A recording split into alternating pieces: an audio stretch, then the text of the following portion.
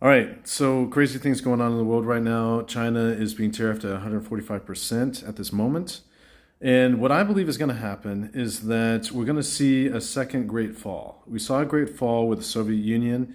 People thought the Soviet Union was going to have this, was this massive competitor with the United States, and then it collapsed. And I think we're going to see another great fall, and it's going to be China. And the 40% of imports that America has been receiving from China is going to be distributed to other nations. And those nations are going to be enriched by exporting more goods and making more money off of the rich, largest market in the world, the United States. And so the United States will be enriched, the nations of the world will be enriched because that trade will be distributed, not focused singularly on China as it has been for the last 30 years or something. And those countries will have to produce more factories and more manufacturing work, and their economies will increase, and there'll be benefits. But with that is going to come a dependency, and China and America will develop this.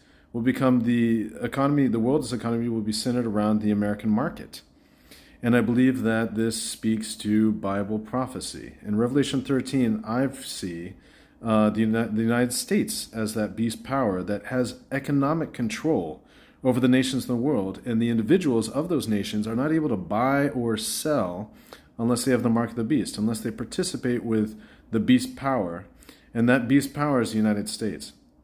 And so ultimately, there'll be a control system that will be enforced over the world. So the nations in the world will be enriched through their participation in the market, in America's market, but they will become absolutely dependent upon that